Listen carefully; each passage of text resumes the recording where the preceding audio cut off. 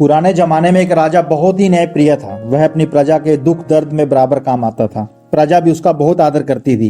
एक दिन राजा गुप्त वेश में अपने राज्य में घूमने निकला। तब वह रास्ते में था कि वो देखता है कि एक वृद्ध एक छोटा सा पौधा लगा रहा है। राजा उसके पास गया और बोला, यह आप किस चीज का पौधा लगा रहे हो? उस वृद्ध ने बहुत ही धीमे स्वर में कहा कि आम का। राजा ने हिसाब लगाया कि उसके बड़े होने और उस पर फल आने में कितना समय लगेगा। हिसाब लगाकर उसने अचरज से वृद्ध की ओर देखा और कहा, सुनो दादा, इस पौधे के बड़े होने और उस पर फल आने में कई साल लग जाएंगे। तब तक तुम जीवित रहोगे क्या? वृद्ध ने राजा की ओर देखा। राजा की आंखों में मायूसी थी। उसे लग रहा था कि वृद्ध ऐसा काम कर रहा है जिसका फल उसे नहीं मिलेगा। यह देखकर उस वृद्ध आदमी ने कहा, आप सोच रहे होंगे कि मैं पागलपन का काम कर रहा हूँ।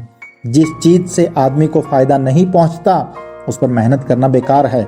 लेकिन यह भी तो सोचिए कि इस बूढ़े ने दूसरों की मेहनत का कितना फायदा उठाया है। दूसरों के लगाए पेड़ों के कितने फल अपनी जिंदगी में खाए हैं। क्या उस कर्ज को उतारने के लिए मुझे कुछ नहीं करना चाहिए? क्या मुझे इस भावना से पेड़ नहीं लगाने चाहिए कि उनके फल दूसरे लोग खा सकें?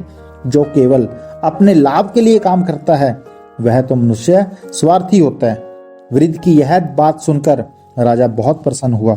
आज उस राजा को बहुत कुछ बड़ा सीखने को मिला था। यही बात मैं आप सबसे कहना चाहता हूँ कि जिंदगी में कोई भी काम करो, सिर्फ ये मत देखो कि मुझे इससे कितना लाभ होगा। आपको दूसरों के बारे में भी सोचना चाहिए।